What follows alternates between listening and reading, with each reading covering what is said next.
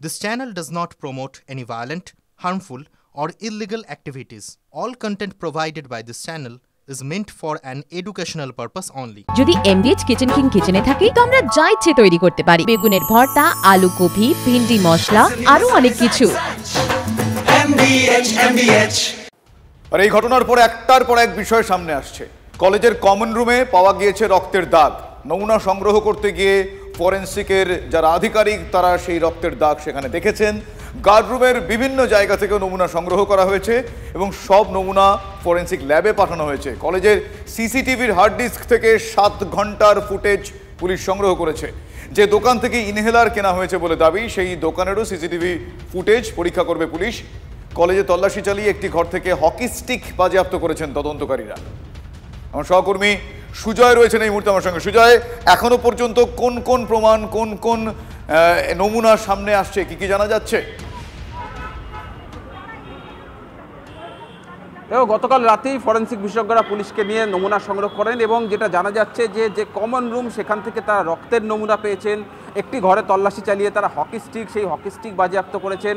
গোটা কলেজের CCTV footage যে হার্ড ডিস্কে রেকর্ড হয়ে থাকে, যে হার্ড ডিস্কে সংগ্রহ হয়, সেই হার্ড ডিস্কের ডিভিআর সেটা তারা বাজেয়াপ্ত করেছেন এবং যেখানে ঘটনাস্থল অর্থাৎ গার্ডরুম, সেই গার্ডরুম থেকেও তারা নমুনা সংগ্রহ করেছেন এবং মূল যে অভিযোগ গণধর্ষণ সেই সংক্রান্ত বেশ কিছু নমুনা তাদের হাতে এসছে, তেমনটা ফরেনসিক সূত্রে জানা যাচ্ছে। এবং গোটা নমুনা যা তারা সংগ্রহ করেছেন সেই নমুনাগুলিকে ইতিমধ্যে ফরেনসিক পরীক্ষার জন্য পাঠানো হচ্ছে। সিসিটিভিতে দেখা গিয়েছে, যেটা সূত্র মারফত জানা যাচ্ছে, যে অভিযোগকারিনীকে সঙ্গে নিয়ে অভিযুক্ত মনোজিৎ, তাকে এই যে ক্যাম্পাস, সেই ক্যাম্পাসে দেখা গিয়েছে জোর করে নিয়ে যাওয়া হচ্ছে, টেনে হিঁচড়ে নিয়ে যাওয়া হচ্ছে, সেই রকম ফুটেজও সামনে এসছে।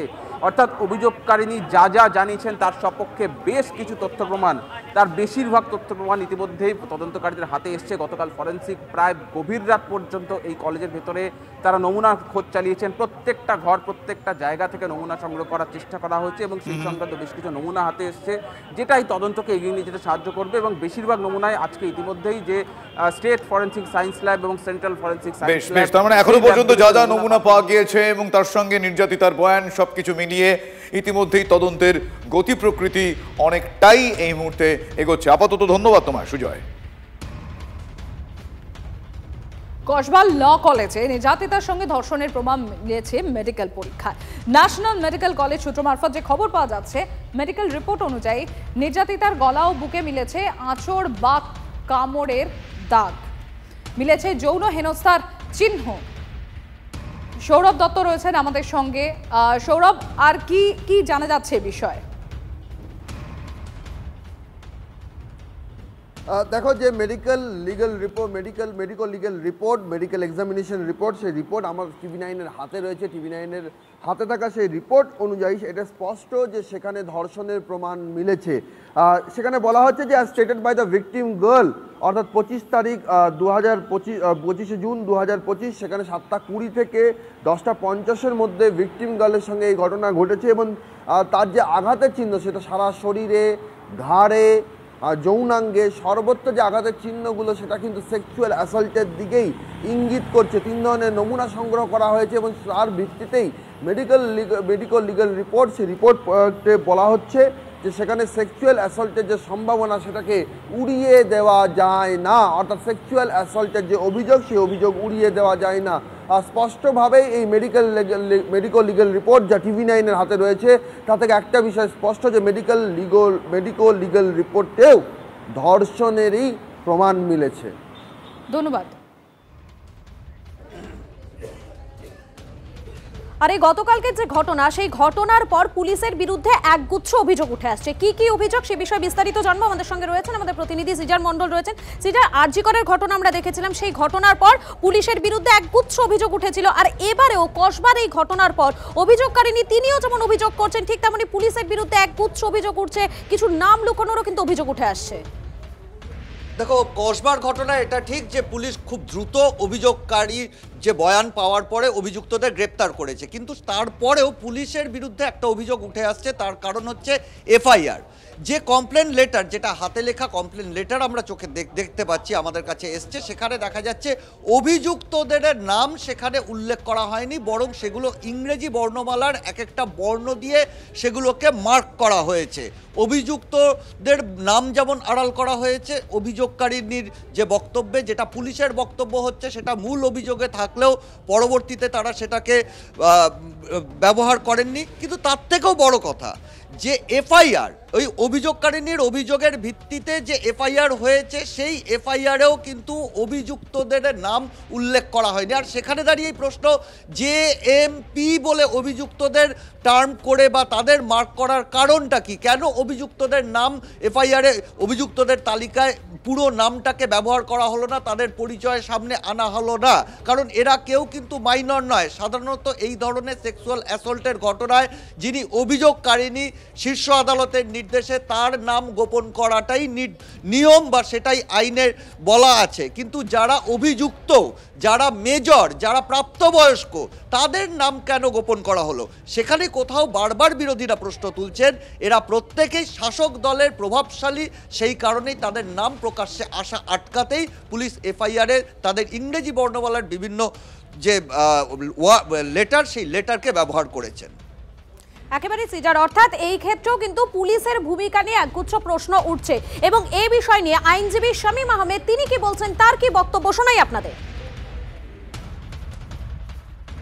আমি এরকম ঘটনা দেখিনি যে আমরা জানি আইনে যে ভিকটিম তার নাম পরিচয় গোপন রাখতে হয়, ডিসক্লোজ করা যায় না। এখানে পুলিশ যারা অভিযুক্ত তাদের নাম গোপন রেখেছে এবং সেখানে ডিলিট করে সিম্বলিক নাম দিয়েছে।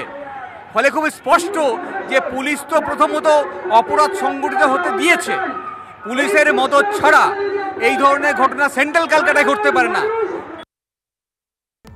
পুলিশের মদত কিনা আমাদের জানা নেই, কিন্তু কতটা সক্রিয় আর কতটা নিষ্ক্রিয় এক্ষেত্রে সে প্রশ্ন উঠছে। তার কারণ এই কসবা গণধর্ষণ কাণ্ডে ধৃত মূল অভিযুক্ত যে টিএমসিপি নেতা, তার বিরুদ্ধে কিন্তু ভুরি ভুরি অভিযোগ।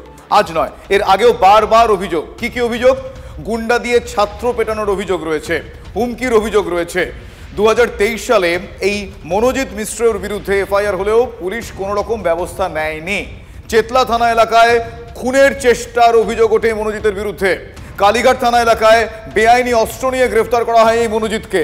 যদিও কসবা এবং বালিগঞ্জ থানায় আগেই অভিযোগ দায়ের হলেও পুলিশ কোনো রকম ব্যবস্থা নেয়নি। ছাত্রীদের হুমকি, গায়ে হাত তোলার অভিযোগও এই মনোজিতের বিরুদ্ধে রয়েছে। আমার সহকর্মী সুমন মহাপাত্র এই মুহূর্তে আমাদের সঙ্গে রয়েছেন। সুমন, আমি জানতে চাইবো যে একটার পর এক তার বিরুদ্ধে অভিযোগ, রেগুলার বেসিসে তার বিরুদ্ধে অভিযোগ, কিন্তু একবার শুধু 2012 সালে তাকে কলেজ থেকে বহিষ্কার করার পর 2016 থেকে টিল ডেট এখনো পর্যন্ত তার বিরুদ্ধে খুব একটা পুলিশের সক্রিয় ভূমিকা দেখা যায়নি। কেন, কি কারণ এখনো অবধি জানা যাচ্ছে? দেখো, একেবারে বলা চলে যে প্রভাব ছিল এবং একাধিক নেতা মন্ত্রীর সঙ্গে তার ছবি দেখতে পাওয়া যাচ্ছে, সেগুলো কোথাও কি তাকে মদত জুগিয়েছে। তার কারণ একাধিকবার গুরুতর অভিযোগে অভিযুক্ত হয়েছে এই মনোজিৎ মিশ্র। প্রথমের দিকে তার বিরুদ্ধে এফআইআর গ্র্যান্ট করেছে কসবা থানা, তারপরে যেটা পড়ুয়ারা বলছেন, আমার সঙ্গে কথা হয়েছে, এফআইআর কপিও আমাদের হাতে রয়েছে, তারা বলছেন যে তারপরে এফআইআরই হয়নি, অভিযোগ নিতেই অস্বীকার করেছে পুলিশ। কোন পর্যায়ে পৌঁছলে একজন ছাত্র নেতা, তার সম্পর্কে পুলিশ অভিযোগ নিচ্ছে না, অর্থাৎ সে কতটা প্রভাবশালী এখান থেকেই পরিষ্কার হয়ে যায়। একজন ছাত্রকে পিটিয়ে, গুন্ডা পাঠিয়ে পিটিয়ে তাকে আইসিইউতে পর্যন্ত ভর্তি হতে হয়েছিল। এমনভাবেই কিন্তু রীতিমতো কলেজে অত্যাচার চালিয়েছে মনোজিৎ মিশ্র, সেই অভিযোগ পাওয়া যাচ্ছে। এবং তার ইচ্ছে অনুযায়ী কেউ কলেজে প্রবেশ করতে পারতো, সে যদি এমবার্গো দিয়ে দিত তাহলে কেউ কলেজে প্রবেশও করতে পারতো না, এটাও আমরা জানতে পারছি। বেশ, তার মানে এর আগে তার বিরুদ্ধে পুলিশ অভিযোগই নিত না, আর যখন অভিযোগ নিল এফআইআরে তখন তার নাম উল্লেখ করা হলো না, ইংরেজি আদ্যক্ষর দেওয়া হলো। সময়ের কাছে উত্তর রয়েছে, কিছু বক্তব্য আছে আমাদের কাছে, শোনাবো। অভিজিৎ মন্ডল বলে একজনকে পাঠিয়েছিল, ও প্রাক্তন স্টুডেন্ট, এবং একটা অ্যাডভোকেটও পাঠিয়েছিল। সবার নাম আমাদের কাছে এফআইআর করা হয়েছে, কোনো অ্যাকশন হয়নি। ওর এগেনস্টে যদি কেউ কিছু বলে বা কিছু কেউ কিছু করতে যায়, হ্যাঁ, যে নোংরামগুলো করছে, তাহলে ও ওর অবস্থা খারাপ হয়ে যাবে, এরকম টাইপের ওর দাপট একটা সবসময় রাখতে চাই। তো অফিস স্টাফ হিসাবে ওকে ম্যাম রিক্রুট করেছিল, অনেক কিছু ওর এগেনস্টে অ্যালিগেশন থাকা সত্ত্বেও ম্যামকে আমরা প্রশ্ন করেছিলাম, তো ম্যাম বলেছিল কি ওর সব থেকে কোয়ালিফিকেশন বেশি, হ্যাঁ, এবং আমি দায়িত্ব নিচ্ছি যে ও আর কেউ কোনো রকম নোংরামো করবে না। তারপরে ও পুরোপুরি স্টুডেন্ট ম্যাটারটাকে ও নিজের মানে কন্ট্রোলে একটা রেখে করতে মানে কলেজে একটা এরকম রাখতে চায়, রেখেছে এবং ও অনেক রকম আছে ও জড়িত। তারপরে আমাকে মারা হয়েছিল, আমাকে ফোনও করে সেটও দেওয়া হয়েছিল, তারপর আমাকে মারা হয়েছিল। তো এটা মারার জন্য হ্যাঁ আমার মা আমাকে এখান থেকে নিয়ে চলে গেছিল। আমি 5-6 মাস আমি বাড়িতে ছিলাম, আমার বাড়ি এখান থেকে অনেকটা দূর, কলকাতার বাইরে। আর এই যে কসবা গণধর্ষণ কাণ্ড, সেই গণধর্ষণ কাণ্ডে ধৃত টিএমসিপি নেতা, তার বিরুদ্ধে একগুচ্ছ অভিযোগ এবং এর আগেও তার বিরুদ্ধে শ্লীলতাহানির ঘটনার অভিযোগ উঠেছে। 2022 সালে ধৃত মনোজিতের বিরুদ্ধে শ্লীলতাহানির অভিযোগ ওঠে। আমাদের সঙ্গে সরাসরি রয়েছেন আমাদের প্রতিনিধি সুশোভন রয়েছেন, আমি সুশোভনের কাছে চলে যাবো। সুশোভন, এই প্রথম নয়, 2022 সালেও তার বিরুদ্ধে অভিযোগ উঠেছিল। প্রশ্ন হলো, সেই যখন অভিযোগ উঠেছিল তখন তার বিরুদ্ধে কি কোনো ব্যবস্থা নেওয়া হয়েছিল? দেখো, তার বিরুদ্ধে একটি অভিযোগ দায়ের হয়েছিল, কিন্তু তারপর আর সেরকম কিছু কেস এগোয়নি এবং সেক্ষেত্রে সে পলাতক ছিল। এবং যেটা এই 2022 সালে কিন্তু এই ঘটনা সূত্রপাত নয়, বা মনোজিতের যে কাজকর্ম, সেই কাজকর্ম কিন্তু নয়। তার কারণ 2012 সাল, সেই 2012 সালে কিন্তু একেবারে কলেজ থেকে তাকে রাস্টিকেট করে দেওয়া হয়। তার কারণ একেবারে কলেজের মধ্যে তার যে কাজকর্ম, সেই কাজকর্ম ঠিকঠাক না থাকার জন্য 2016 সালে সে কলেজে ঢুকে ভাঙচুর করে এবং বেশ কিছু সম্পত্তি নষ্ট করে। 2017 সালে সে তার প্রভাব খাটিয়ে আবার সে পড়ার সুযোগ পায় এবং তারপর কিন্তু কলেজে তার অবাধ বিচরণ এবং সেখানে বেআইনি কাজকর্ম, কখনো একেবারে অন্যদের বিরক্ত করা থেকে শুরু করে একেবারে মদের আসর বসানো। তাই স্বাভাবিকভাবেই 2017 সালে তোমার কথা বললাম, তারপর 2022 সালে কিন্তু শ্লীলতাহানির মতো ঘটনা। অর্থাৎ এর আগে মনোজিতের বিরুদ্ধে একগুচ্ছ অভিযোগ উঠেছে, 2022 সালেও তার বিরুদ্ধে শ্লীলতাহানির ঘটনার অভিযোগ উঠেছিল এবং সেই মনোজিৎ এই মুহূর্তে পুলিশের জালে। ধন্যবাদ তোমাকে। MDH চানা মশলা, এখন ছোলা হোক বা বরবটি দানা, সাদা চানা হোক বা কালো, সব রান্নাই হবে অসাধারণ।